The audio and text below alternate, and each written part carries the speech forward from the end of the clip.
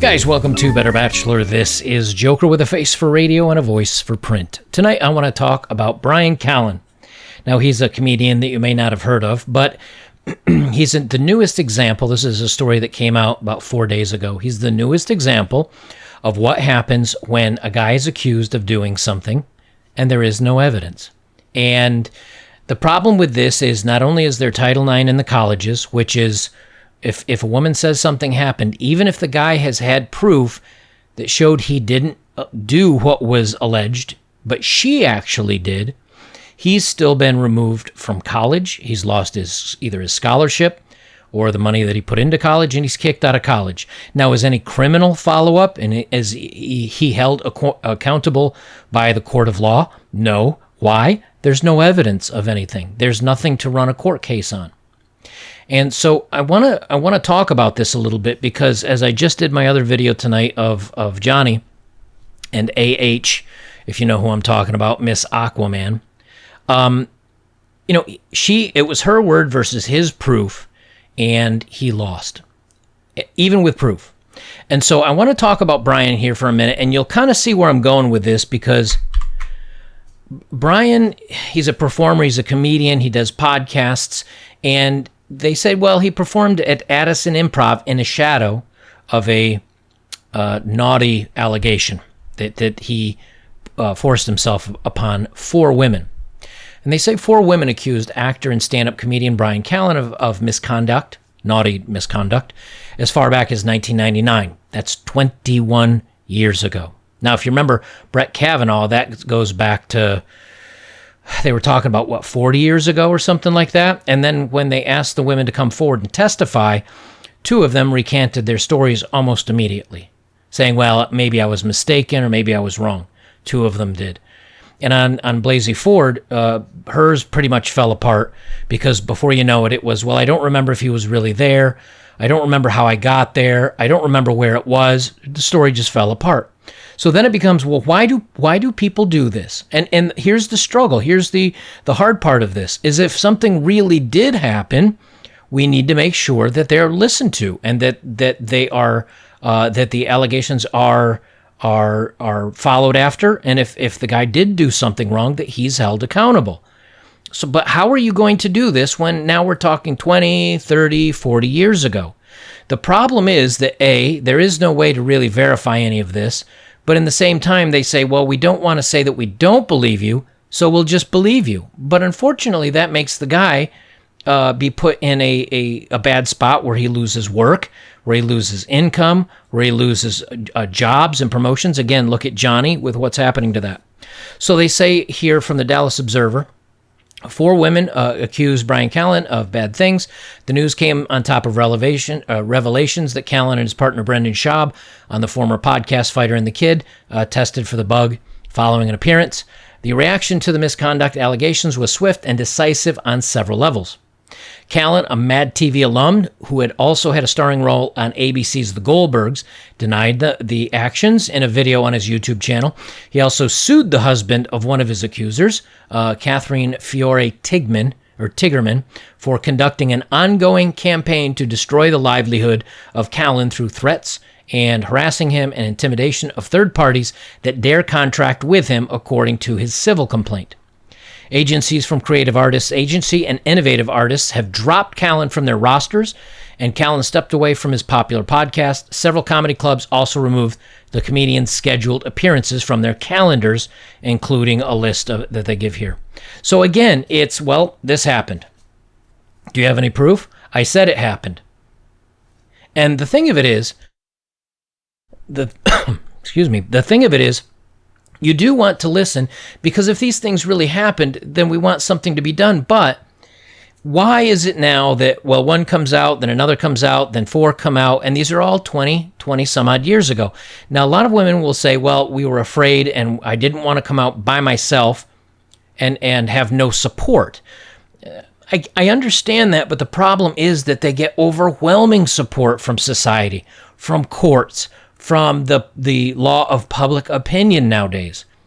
And so when they come out in groups or something like this, even when it's older, well, there's nothing to verify, and it just becomes one person's word versus another. And until it actually goes to a court for the and there's no evidence anymore. There's no DNA, there's nothing, no testing that can be done, nothing. And now, well, it's like, well, he's not going to work anymore. And the problem with this is that this if it's true, what gets done? You ruin the guy's life. But if it's false, you also ruin the guy's life. And they say that, she says here, there are liars in the world, but there aren't 4 liars who are putting themselves out there to welcome attention they're going to have to face. Because, again, they act like these women are going to face harsh actions for bringing this to light. And really they don't, at least not that I can see in the public forums. They're always supported, they're always listened to, and they're always believed, despite having no evidence to the contrary. So again, and this is the important sentence I want you to take out of there. There are liars in this world, but there aren't 4 liars who are putting themselves out there to welcome this harassment they're going to face. When there's multiple people putting themselves out there, there shouldn't be any question of their guilt or innocence. From the Hill, is it time to punish the accusers? And this goes through a little bit of the Kavanaugh case, but there's a paragraph I want to read out of here that's very telling. This paragraph's called The Human Cost of These False Accusations. Petitions and guidelines do not capture the human suffering that caused a rebellion against the imperative to believe women. For that, real stories are required. Consider the Flood family of Pennsylvania and their teenage son, who the media identifies as TF. According to a local newspaper, 5 girls at TF's high school terrorized him with accusations of him doing inappropriate acts. TF was fired from his part-time job, tortured in school by the other students and investigators, expelled and forced to endure multiple court appearances, detention in a juvenile facility, detention at home, and the loss of his liberty and other damages. Sounds serious, doesn't it?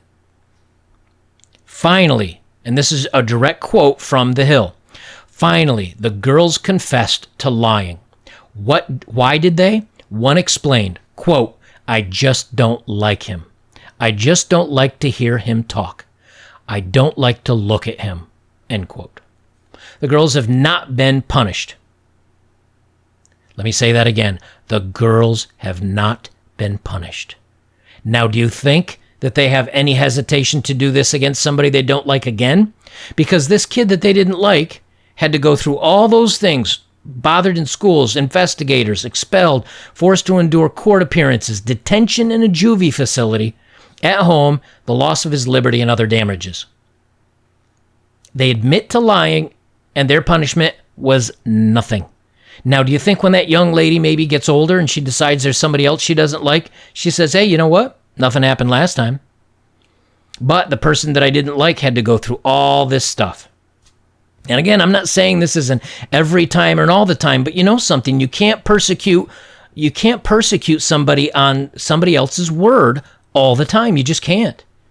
There has to be something to protect the accused. Because if it were the reverse, just like we saw in Johnny and AH's case, he said it was her fault, and here is evidence. And that wasn't enough.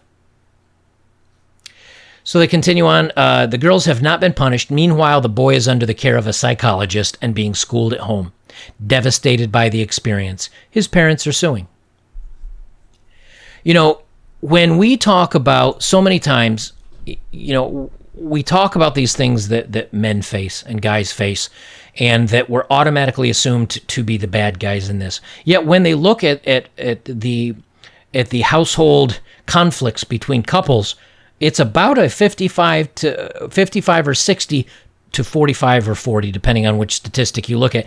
45 to 55 or 60-40 of guys and girls doing it. It's not just the guys. Yet every time something happens, the guys are assumed to be at fault, even when they look at the statistics and it shows otherwise.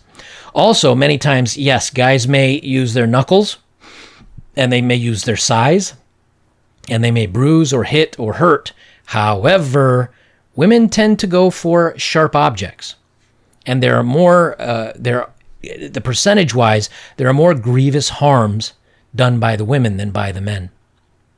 So I wanted to talk about this a little bit because just like I did in my Justin Bieber story, like I did in some of these other stories, if there becomes a point where it's your word versus theirs, you will lose.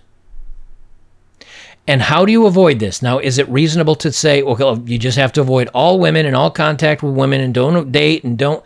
No, of course not. It's a dice roll, but it's snake eyes. It's a very small percent that this may happen to you. But if it does, understand that you have no recourse in many cases.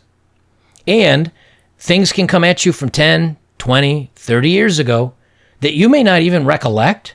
It may not have happened. And there's nothing that proves that you did or didn't do anything. And you have no defense. So what does this mean? This means when choosing your friendships with women, this means when choosing your relationships with women, you must choose very carefully. You know, we joke that you don't put your D in crazy. Well, you also shouldn't be friends with crazy. You shouldn't be anywhere alone with crazy. You shouldn't ever have a moment where you may not have a defense for yourself. And that's difficult because the truth of it is that there may not be any proof to show you didn't do anything because you may not have participated. And this is worrying. And this is why I think more and more and more men are retreating from society, are retreating from their interactions with other people, are retreating from many of the things out there because they realize that if they're just even pointed at and somebody says something, even if they did nothing, how do you defend something you didn't do? It's impossible. You know, it's like saying, I've been to the moon. You know, Space Force t-shirt. I've been to the moon. No, you haven't. Prove I haven't. What? You can't prove something like, you can't prove I didn't do something. You have to prove that I did do something. But there is no proof. It's just word against word. And when it comes down to that, you're going to lose. So be careful out there, guys. Make your choices wisely on all the relationships you have. And if you do get in one, as I've said many times before, your first several dates, I know some of you guys are into the hit it and quit it. And first night I met her on Tinder, we went back to mine and had my fun, and it was all good. Might be good now. You don't know what's coming for you in a week, in a year, 10 years, 5 years, whatever. And I know some of you are like, well, I don't use my real name and we go to her place or we do a hotel or whatever. I get that.